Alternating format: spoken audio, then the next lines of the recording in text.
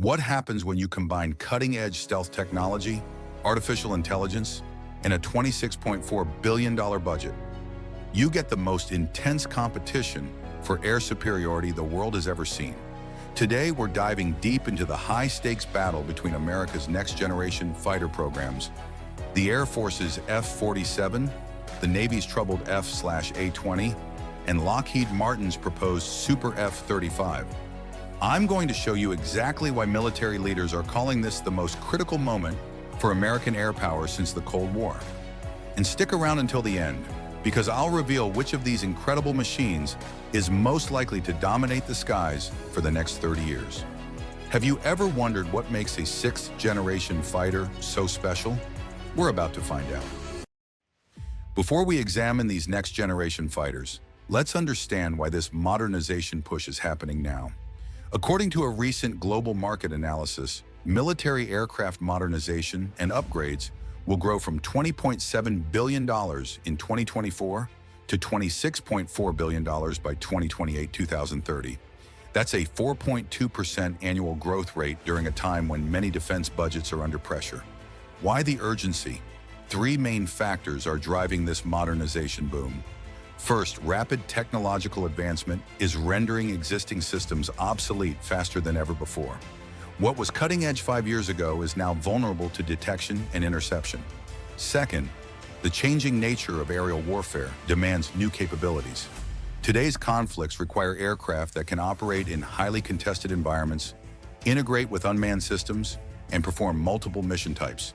Third, rising geopolitical tensions, particularly with China and Russia, have created what military planners call a capability gap that must be closed quickly. Both nations are developing their own sixth-generation fighters, with China's program reportedly advancing rapidly. As one defense analyst put it, air dominance is not a birthright, it must be earned every day. This reality is driving the Pentagon's aggressive push toward next-generation air superiority. In March 2025, President Trump made a dramatic announcement that sent shockwaves through the defense world. I'm thrilled to announce that, at my direction, the United States Air Force is moving forward with the world's first sixth-generation fighter jet. Nothing in the world comes even close to it, and it'll be known as the F-47. The F-47 represents the culmination of the Air Force's next-generation air dominance program. After a competitive selection process, Boeing secured the contract to develop what will become America's premier air superiority fighter. What makes the F-47 special? While many details remain classified, we know it features advanced stealth capabilities that make it virtually invisible to existing radar systems, a combat radius of approximately 1,000 nautical miles, significantly greater than the F-22 Raptor, integrated artificial intelligence systems for both flight control and tactical decision-making, the ability to control multiple autonomous drones, known as collaborative combat aircraft, a modular design that allows for rapid technology upgrades throughout its service life. Perhaps most interestingly, the F-47 incorporates canards, forward control surfaces that enhance maneuverability and lift. This design choice suggests the Air Force is prioritizing both stealth and dogfighting capabilities, refusing to compromise on either. Defense Secretary Pete Hegseth emphasized the F-47's strategic importance. This is a historic investment in the American military, in the American industrial base, that will help revive the warrior ethos inside our military. We know this is cheaper, longer range, and more stealthy. But what about the Navy's equivalent program? That's where things get complicated. While the Air Force celebrates its F-47 program, the Navy's F/A-20 next-generation fighter program is fighting for its very existence. In the Pentagon's 2026 budget proposal, F/A-20 funding was slashed to just $74 million, enough to complete initial development work, but not to actually build any aircraft. The official explanation? The industrial base in the United States supposedly cannot handle work on both the F-47 and F/A-20X simultaneously. But many naval aviation experts see this as a dangerous miscalculation. Admiral Daryl Caudle, the newly confirmed Chief of Naval Operations, recently warned, The ability to maintain air superiority against peer competitors will be put at risk if the Navy is unable to field a sixth-generation strike fighter on a relevant timeline. Without a replacement for the FA-18EF Super Hornet and EA-18G Growler, the Navy will be forced to retrofit fourth-generation aircraft and increase procurement of fifth-generation aircraft to attempt to compete with the new sixth-generation aircraft that the threat is already flying. This is a stark warning from the Navy's top officer, but there's hope on the horizon. The Senate Appropriations Committee recently approved a draft defense spending bill that would reverse the Pentagon's plan, allocating $1.4 billion for FAXX development. What would this naval fighter look like? Recent concept art from Northrop Grumman provides some tantalizing clues. The rendering shows an aircraft with a striking resemblance to the company's legendary YF-23 Black Widow II prototype, the aircraft that lost to Lockheed's YF-22, which became the F-22 Raptor back in 1991. Many aviation experts consider this a brilliant move. The YF-23 was widely regarded as faster and stealthier than the YF-22, but lost the competition partly because it was less maneuverable and partly due to better marketing by Lockheed. As test pilot Paul Metz, who flew both aircraft, explained, Lockheed infused far more marketing, salesmanship, and pizzazz. They fundamentally understood how to sell their aircraft and how showmanship heavily impacts the acquisition decision-making process. Northrop didn't, and that fact may have proven fatal for the YF-23. Now, this legendary design might get a second chance at life, but there's a third player in this high-stakes game that we haven't discussed yet. When Lockheed Martin lost the F-47 contract to Boeing, it was a bitter disappointment for the aerospace giant.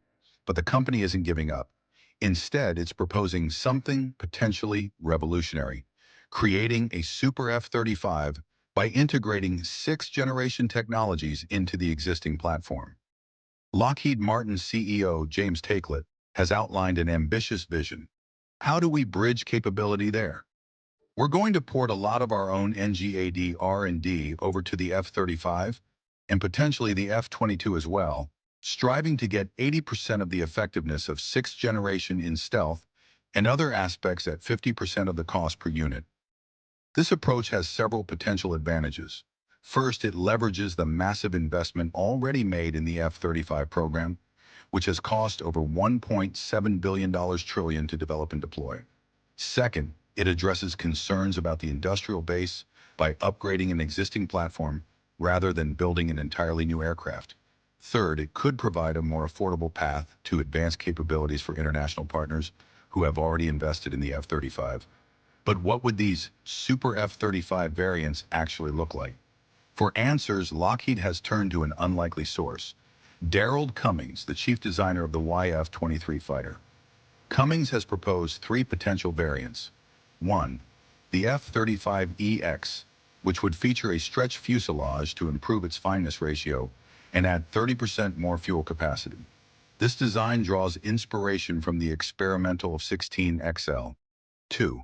The F-35FX, based on the X-44 MANTA, which would eliminate the vertical tail for improved stealth and incorporate 3D thrust vectoring. 3. The F-35GX, which would add canards similar to those on the F-47 for improved maneuverability and lift. These concepts aren't just theoretical.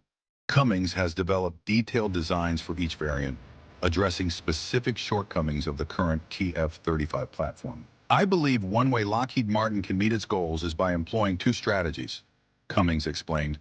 One is stretching the airframe to add fuel and improve fineness ratio, as well as adding lifting area with a canard or more wing area. The second is to use thrust vectoring to eliminate the tail. These improvements could be particularly valuable for the U.S. Navy and Marine Corps, who operate the F-35 from aircraft carriers. The extended range would allow carriers to operate from beyond the reach of Chinese anti-ship missiles, a critical consideration in any potential Pacific conflict. But with three competing visions for America's future fighter fleet, which approach makes the most sense? Let's analyze the strategic implications. The debate over these fighter programs reflects a fundamental question. Is it better to develop entirely new platforms or to upgrade existing ones? The F-47 represents the clean sheet approach, designing an entirely new aircraft to meet future threats. This provides maximum performance, but at higher cost and development risk. The F-A-20 takes a middle path, leveraging proven concepts like the YF-23 design, but adapting them for naval operations and incorporating new technologies. The Super F-35 represents the evolutionary approach, taking an existing platform and significantly enhancing its capabilities through targeted upgrades. Each approach has merits, but they also reflect different assessments of the threat environment.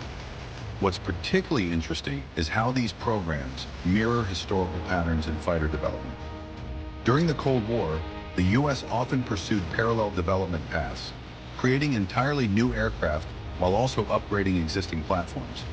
The F-15 and F-16 were developed as new designs, while the F-4 Phantom received multiple upgrades to extend its service life. What's different today is the astronomical cost of modern fighter development. The F-35 program's $1.7 trillion lifecycle cost has created what some defense analysts call acquisition paralysis, a reluctance to commit to new programs given the enormous financial stakes. This explains why the Pentagon is trying to choose between the F-47 and F-A-20 rather than pursuing both simultaneously. But is this really the right approach? I'd like to hear what you think in the comments. Should the U.S. develop both programs or focus resources on just one? One factor that could change this equation is the emergence of advanced manufacturing techniques, particularly 3D printing. According to the market analysis report, 3D printing emerges as a strategic pillar of efficiency gains in defense manufacturing. This technology is revolutionizing how military aircraft are built and maintained. Parts that once took months to manufacture can now be produced in days or even hours.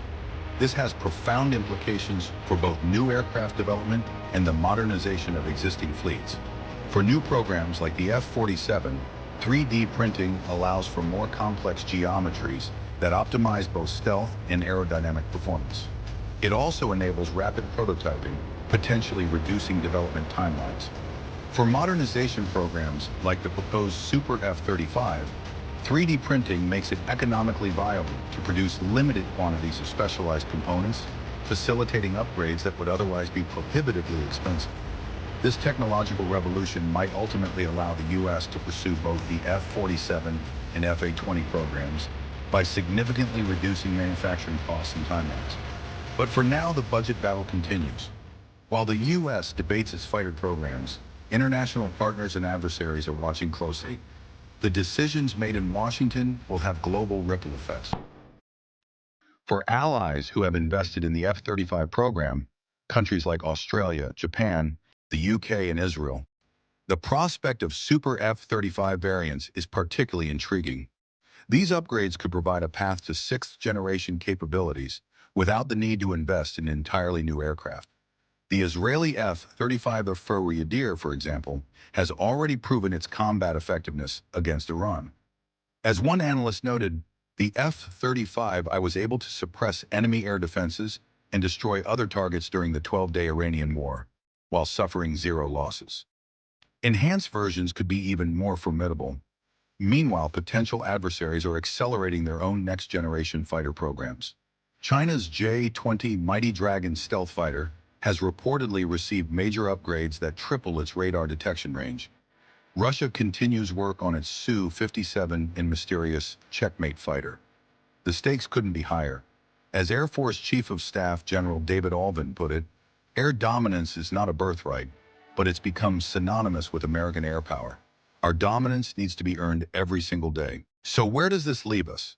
The battle for the future of American air power is far from over. The F-47 program is moving forward, but congressional support for the F-A-20 suggests the Navy's fighter isn't dead yet. Meanwhile, Lockheed Martin's Super F-35 concepts offer an intriguing third path. What seems increasingly clear is that the Pentagon's either-or approach may be giving way to a more nuanced strategy. The industrial-based constraints are real, but advanced manufacturing techniques and careful program management might allow for parallel development paths. The most likely outcome? The F-47 will continue as the Air Force's premier air superiority fighter, while the FA-20 will receive enough funding to maintain development momentum, albeit at a slower pace. Simultaneously, the F-35 will see incremental upgrades that incorporate some sixth-generation technologies, extending its relevance well into the 2040s. This balanced approach would maintain American air superiority while managing both technical and financial risks. It would also preserve the distinct requirements of the Air Force and Navy, recognizing that land-based and carrier-based operations demand different solutions. As we've seen throughout this analysis, the path to air dominance is never straightforward. It requires balancing cutting-edge technology with fiscal reality, operational requirements with industrial capacity, and immediate needs with long-term strategy. What do you think about these next-generation fighter programs? Which approach makes the most sense to you? Let me know in the comments below, and if you found this analysis valuable, please hit that like button and subscribe for more in-depth coverage of military technology and strategy. Thanks for joining me for this deep dive into the future of military aviation. If you enjoyed this analysis, please hit the like button and subscribe to Air Power Insight for more content on military aviation and defense technology. What fighter program do you think deserves priority funding? The Air Force's F-47, the Navy's AXX, or the Super F-35 concepts? Share your thoughts in the comments below. And if you're interested in learning more about specific aspects of these aircraft, let me know what topics you'd like to see covered in future videos. Until next time, this is Air Power Insight, bringing you precision analysis on military aviation and defense technology.